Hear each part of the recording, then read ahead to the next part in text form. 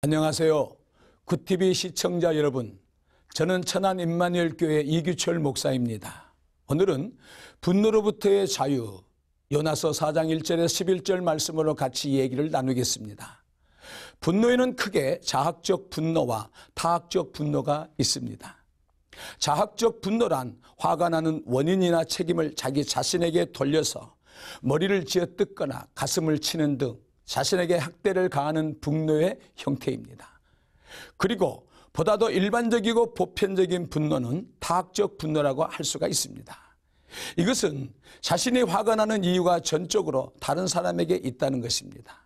이것이 지나쳐서 때로는 분명히 자신에게 그 책임이 있음에도 불구하고 자신의 격양된 감정을 타인에게 표현하는 분노의 형태입니다. 그런데 놀라운 것은 이 분노에 대해서는 하나님께서 책임을 물으신다는 사실입니다. 모세가 화를 잘못 다스림으로 하나님께서 그 책임을 물어 약속의 땅 가나안으로 들어가지 못하는 비극을 맞이했습니다. 창세기에 보면 하나님 앞에 가인과 아벨 두 형제가 드린 예물 중에 동생 아벨의 제물을 하나님께서 받으셨으나 형 가인의 제물을 받지 않으시자 가인은 얼굴이 불그락 하면서 굉장히 화를 냈습니다. 그때 하나님께서 가인에게 왜 내가 화를 내느냐고 물으셨고, 가인은 그 분노를 다스리지 못하고 결국 동생을 둘로 불러내다가 죽였습니다. 그런데 가인의 분노가 왜 문제이냐 하면 당연하게 받아들여야 할 문제를 받아들이지 못하고 화를 냈다는 게 이 문제입니다. 히브리서 11장 4절에 보면 믿음으로 아벨은 가인보다 더 나은 제사를 하나님께 드림으로 의로운 자라 하시는 증거를 얻었다고 기록하고 있습니다. 하나님은 믿음을 보셨고 아벨은 인정을 받았지만 가인은 인정받지 못했다는 얘기입니다. 그렇다면 내 믿음이 부족했구나 하고 받아들이면 됩니다. 그런데 생각도 없이 다짜고짜 왜 내 제사를 안 받고 동생의 제사만 받느냐고 생각하며 성질을 부립니다. 이것이 일명 가인 콤플렉스라고 하는 것이죠. 아직까지 우리에게도 남아있는 어쩔 수 없는 기질입니다. 결국 보세요. 창세기 4장 10절 이하에 보면 하나님께서 개입하셔서 책임을 묻는 장면이 나옵니다.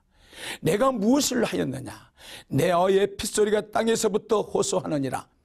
땅이 입을 벌려 내 손에서부터 내 아우의 피를 받았은즉 내가 땅에서 저주를 받으리니 내가 밭을 갈아도 땅에 다시는 그 효력을 내게 주지 아니할 것이요 너는 땅에서 피하며 유리하는 자가 되리라. 여러분 기억하십시오. 분노의 감정은 자연스러운 것이고 그 자체가 죄는 아니지만 다스리지 못할 때 하나님이 개입하십니다. 오늘 본문에도 보면 하나님의 마음을 모르고 제 고집대로 화를 내며 살았던 한 선지자가 있습니다. 하나님의 사랑과 그 뜻에 불만을 품은 선지자입니다. 그 이름은 요나입니다. 그런데 우리가 요나라는 인물을 잘 살펴보면 특이한 점을 발견하게 됩니다. 요나는 믿음이 있습니다. 그러나 사랑이 없습니다. 요나에게 율법이 있습니다. 그러나 은혜를 모르는 사람입니다. 그래서 가만히 보면 스스로 고민에 빠지기도 하고 기뻐해야 할 일에 슬퍼하고 잔치를 지내야 될 시간에 죽기를 소원하는 정말 못난 사람입니다. 과연 우리가 살아가면서 치밀어 오르는 분노라는 감정을 어떻게 해야 할 것입니까? 무작정 방치할 것입니까?